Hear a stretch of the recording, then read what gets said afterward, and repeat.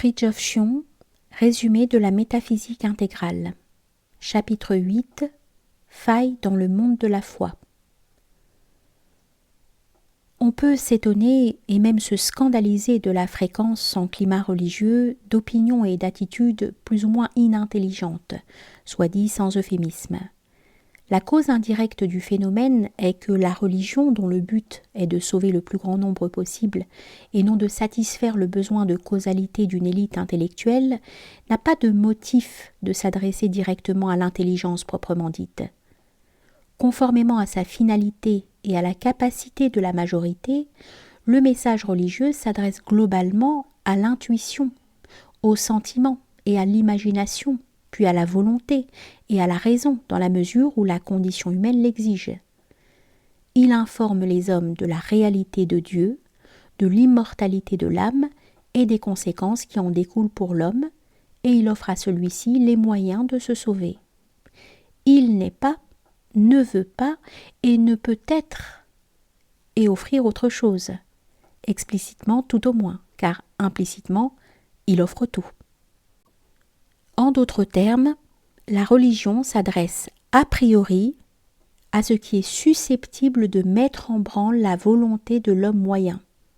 Elle ne saurait s'adresser immédiatement à l'intelligence, laquelle précisément ne met pas en branle, spirituellement et eschatologiquement parlant, l'homme moyen ou ordinaire, donc la majorité. Il en résulte que la religion se comporte comme si l'intelligence ne pouvait jamais déterminer la volonté spirituelle, d'où sa méfiance, voire son hostilité envers les philosophes, ou ce qui revient au même, envers l'intelligence dite naturelle. Une certaine exclusion de l'intelligence se constate déjà au niveau scripturaire, non en ce sens que les Écritures manqueraient d'intelligence, mais en ce sens qu'il leur arrive d'user d'arguments qui, s'adressant à telle disposition au fond passionnel, mettent l'intelligence entre parenthèses en vue d'une efficacité qui ne la concerne pas. Cette attitude s'accentue forcément en deçà de la révélation, jusqu'à donner libre cours à un opportunisme moraliste qui ne coïncide pas forcément avec la vérité pure et simple, pour dire le moins. Dans les Écritures, l'intelligence, ou l'appel à celle-ci, est avant tout dans le symbolisme, lequel offre tout ce dont peuvent avoir besoin les esprits les plus élevés. Cela résulte tout d'abord de l'origine divine, et ensuite de l'exigence totalitaire de la religion. Autrement dit, Dieu ne tient jamais moins qu'il ne promet, et il ne promet jamais plus qu'il ne tient. Quant à la métaphysique pure, et nous n'avons pas à insister ici in extenso sur le fait qu'elle se retrouve nécessairement dans les dogmes en tant que symbole universel, elle ne saurait avoir le caractère concret et efficace d'un message pour l'homme moyen, même s'il peut en saisir cérébralement quelques éléments. Elle ne s'adresse directement qu'à ceux dont l'intelligence possède une qualité à la fois discriminative, contemplative et opérative. Discriminative, c'est-à-dire capable de discerner intuitivement entre l'absolu et le relatif, et de prolonger ce discernement jusque sur les plans appartenant à la relativité. Contemplative, c'est-à-dire s'attachant d'une manière naturellement surnaturelle à la conscience du pur être et de la pure essence. Opérative, c'est-à-dire prédisposée à passer de la puissance à l'acte, donc de l'abstrait au concret et de l'intelligence à la volonté. Ces dons ne sauraient être absents en climat spécifiquement religieux ou exotérique, cela va de soi, mais ils s'y trouvent forcément limités en raison de la primauté en ce climat de la révélation formelle et légiférante au détriment de l'intellection informelle et immanente.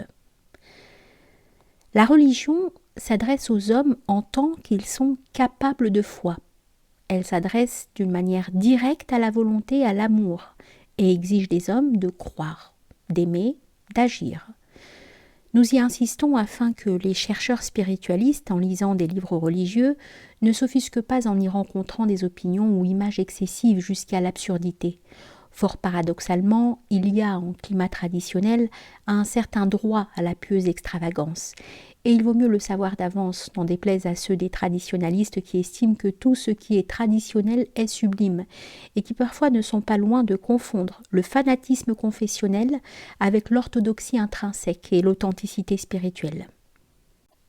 Quoi qu'il en soit, pour rendre compte d'une certaine absence d'intelligence en climat religieux, il ne suffit pas de dire que la majorité n'est pas métaphysicienne au sens fort du mot, d'autant qu'il est des hommes qui, sans être métaphysiciens ou pneumatiques, sont doués d'une parfaite objectivité, donc d'une intelligence discernante, incorruptible et impartiale. Ce qu'il faut dire, c'est que la majorité est bien moins que simplement non métaphysicienne, qu'elle a réellement peu d'intelligence, comme l'histoire du monde le démontre à satiété et comme le prouve autour de nous la mondanité sous toutes ses formes. On aura bien compris que nous n'entendons nullement soutenir que le monde de la foi soit sans intelligence. Il ne saurait l'être puisque la foi est un phénomène fondamentalement humain et qu'en outre, et surtout, elle vise le céleste et l'éternel. Mais elle le vise, et nous parlons ici de la foi en tant que simple croyance et non en tant que vertu théologale et charisme sanctifiant, elle le vise d'une manière intéressée et volontariste, et non en vue d'une perception désintéressée de la nature des choses. Perception intellectuelle qui ne pénétrerait pas dans les cœurs de la majorité, étant donné la nature passionnelle de la plupart des hommes vivant à l'âge de fer.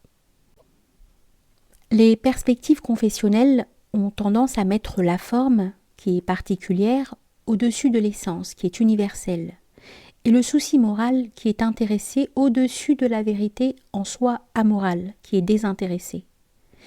C'est comme si telle couleur d'une lanterne était prise pour la lumière en soi et pour la cause de la luminosité. Et l'on peut dire sans exagérer que pour les confessionnalistes, la sentimentalité, le pieux parti pris, entre dans l'arsenal des moyens intellectuels si bien que la suspicion moraliste fait pratiquement fonction d'argument doctrinal. Il ne suffit pas que l'erreur attribuée à tort ou à raison à l'adversaire soit fausse, il faut ipso facto qu'elle soit immorale et que la cause en soit dans son auteur. Le préjugé moraliste se combine ici avec le préjugé confessionnaliste. Le vrai et le faux deviennent pratiquement synonymes de morale et d'immoral, ce qui peut se justifier dans tel cas déterminé, mais non dans tous les cas. Ce qui peut se justifier dans tel cas déterminé, avons-nous dit, car il faut se garder de tomber dans l'erreur inverse. Le fait que d'aucuns attribuent injustement une opinion théologique à une cause psychologique, à un vice moral notamment, ne saurait empêcher que bien des philosophes, selon la chair, proviennent d'un tel vice, les circonstances aidant.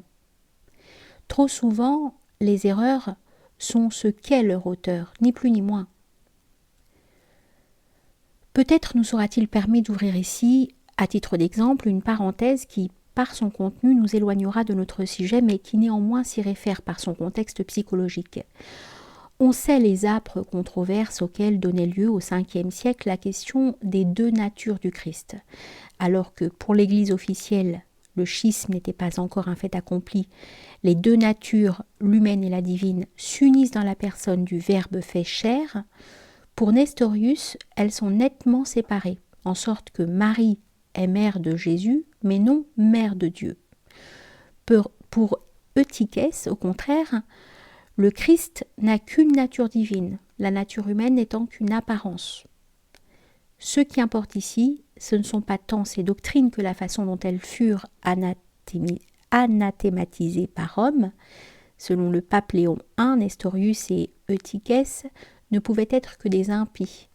Il parle dans son sermon de la méchanceté des hérétiques, des perfides attaques des loups et des brigands, de leur intention d'attirer d'autres dans la perdition après avoir eux-mêmes suivi les mensonges de Satan, et ainsi de suite.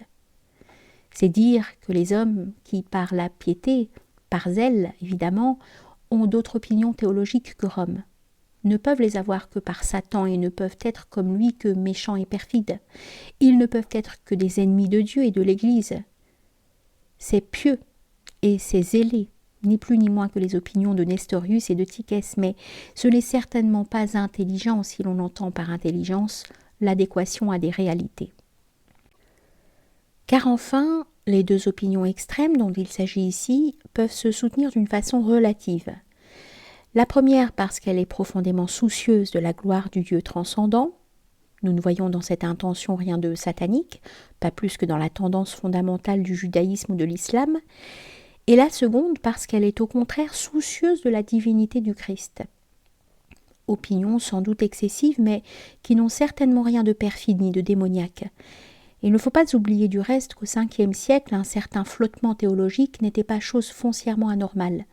Même un saint Thomas bien plus tard put se permettre de nier l'Immaculée Conception, et il fallait attendre le 20e siècle pour voir l'Assomption érigée en dogme. La protestation de Nestorius contre l'expression Mater Dei peut sérieusement et honnêtement se soutenir. Nul doute que cette expression, que nous acceptons à titre d'ellipse et sur la base d'une perspective certes relative mais néanmoins efficace dans ce cadre, que cette expression, disons-nous, comporte incontestablement une certaine neutralisation de la perspective de transcendance, à laquelle Nestorius avait le droit sacré d'être très attaché. D'une manière analogue, la réduction du côté monophysite de l'humanité du Christ à sa divinité est une des conséquences possibles que contient la perspective chrétienne en soi. C'est en tout cas, comme la thèse nestorienne, un aspect du Christ, lequel pouvait et même devait, en certaines circonstances, s'affirmer. Quant aux auteurs de ces thèses, nous ignorons s'ils furent des saints, mais ils auraient pu l'être, et il est même vraisemblable qu'ils l'aient été.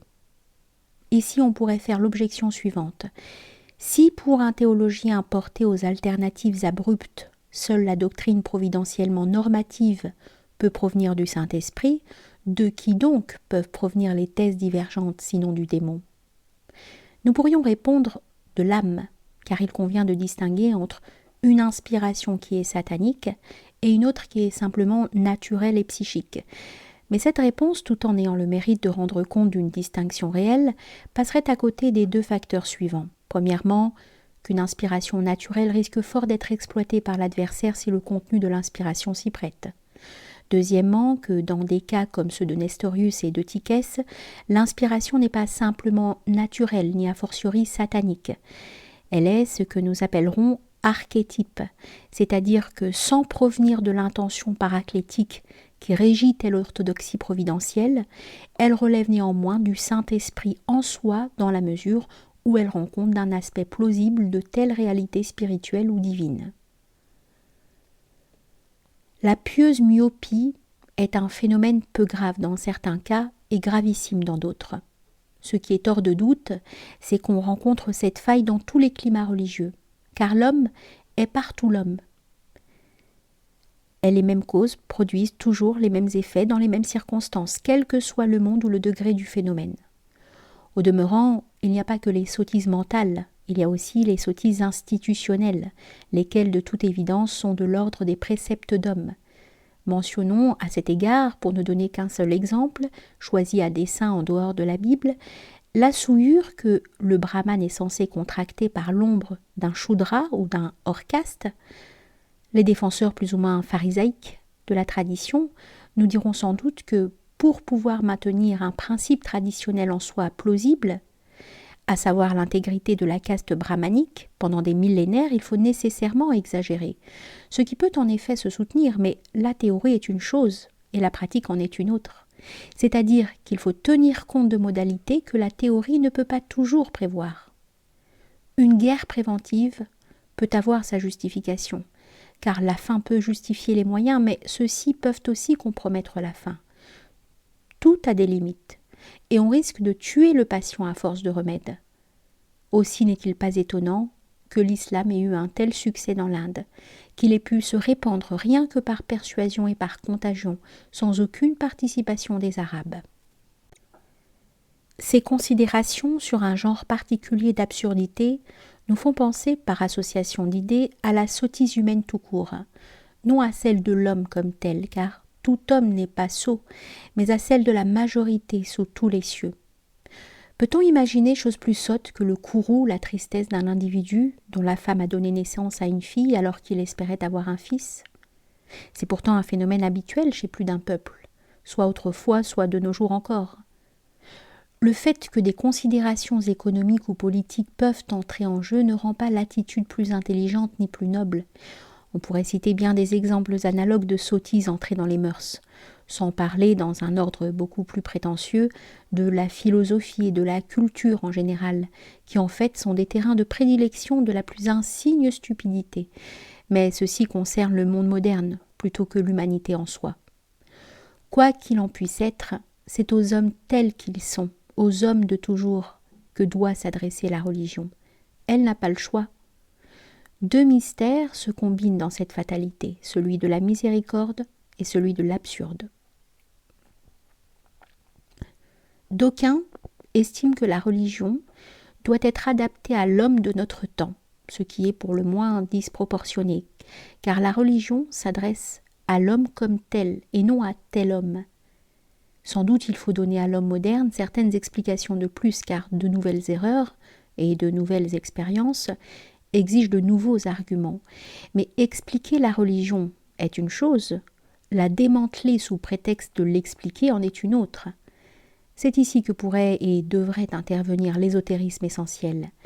Mais conformément à la loi de la pesanteur ou du moindre effort, on préfère les solutions nouvelles qui tirent vers le bas. Le comble est qu'on adopte certaines positions ésotériques plus ou moins extrinsèques, évidemment rendues inopérantes par l'absence de leur contexte fondamental. Trois notions qui manquent largement à ce que nous pourrions appeler le monde de la foi sont les suivantes. Premièrement, celle de la relativité universelle, Maya. Deuxièmement, celle de point de vue de la part du connaissant. Et troisièmement, celle d'aspect en ce qui concerne le connu. Il ne s'agit absolument pas de tomber dans un relativisme intégral et de nier l'existence des hérésies intrinsèques, qu'il convient au contraire de condamner sans appel. N'empêche qu'il existe aussi des hérésies relatives, efficaces dans certaines limites, et qu'à rigoureusement parler, la religion elle-même présente ce caractère à l'égard de la vérité totale, ce qu'exprime précisément le terme bouddhique upaya, que l'on pourrait rendre par stratagème spirituel, ou par mirage salvateur. Sans doute, la perspective de la seule foi ne peut, sous peine de se contredire, admettre les points de vue et les aspects, pas plus qu'elle ne peut admettre la relativité des hypostases ou de l'être créateur. Tout dans cette perspective doit être absolu, sous peine de perdre la force percutante qui correspond à la sensibilité de l'homme moyen. La perspective de la foi n'implique pas nécessairement une méconnaissance principielle de l'intelligence, certes, mais elle donne néanmoins de l'intelligence une idée plus limitée, que l'on pense au sensualisme thomiste, et cela ouvre fatalement la porte aux abus du sentimentalisme. Cela explique ou corrobore en même temps la nécessité compensatoire de la dimension ésotérique. Quand cette dimension vient à manquer, ce sont les philosophes profanes qui prennent la relève, au grand détriment de la civilisation entière, car le raisonnement, nous l'avons dit plus d'une fois, est inopérant à l'absence de la pure intellection, du moins sur le plan dont il s'agit ici.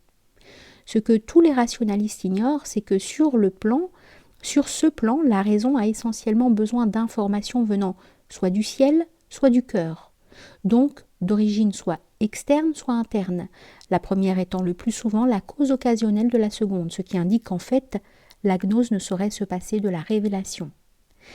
A posteriori et sous un autre rapport, la révélation en tant que l'être ne saurait se passer de la gnose. La réaction rationaliste, tout en étant parfois justifiée dans le détail, est d'autant plus vaine qu'elle remplace globalement une inintelligence croyante par une inintelligence incroyante, et par conséquent beaucoup plus pernicieuse puisque privée de tout l'essentiel. Car il est inutile d'avoir une connaissance rigoureusement logique d'un pavé quand on ignore où mène la rue. Mieux vaut ignorer le pavé et connaître le but. C'est dire qu'il est une intelligence ignorante et sotte par l'ignorance de son ignorance. Ce n'est certainement pas à cette intelligence purement mécanique que nous donnerons raison contre la naïveté religieuse, laquelle au moins sait où elle va, ce qui au point de vue humain est tout. Notre conclusion ne sera pas pour autant que la pieuse naïveté, voire la pieuse sottise, soit toujours excusable, Inévitable en tant que possibilité, elle ne l'est pas nécessairement dans telle manifestation. C'est ainsi que nous pouvons abolir tel mal, mais non le mal comme tel. Il y a le jeu de Maya, il y a la providence. L'histoire de l'Église et celle du monde en témoignent. Nous pouvons blâmer des failles, mais nous ne discuterons pas avec ce qui est écrit. On pourrait dire bien des choses sur les multiples rapports entre la connaissance et la foi, ou entre l'intelligence et la ferveur. Par exemple, que les Sémites ont excellé dans celle-ci et les Ariens dans celle-là. N'empêche qu'en Occident tout au moins, les uns ont eu besoin des autres, comme dans l'histoire de l'aveugle et du paralytique. Les trois monothéistes ne pouvaient en fin de compte se passer de l'intellectualité des Grecs, et l'Europe à son tour avait le plus grand besoin du don sémitique de la foi. Cette foi vivifiante et salvatrice, l'Inde bhaktique et le bouddhisme dévotionnel sont loin de l'ignorer. Dimension du cœur-intellect, la foi qui coïncide alors avec l'amour se combine avec la gnose au fond de notre être. Monde de la foi, monde de la gnose, les deux se rencontrent dans la beauté, laquelle est la splendeur du vrai, et laquelle réconcilie, comme sous le manteau de la Sainte Vierge, tous les antagonismes que peut assumer l'aspiration spirituelle des hommes.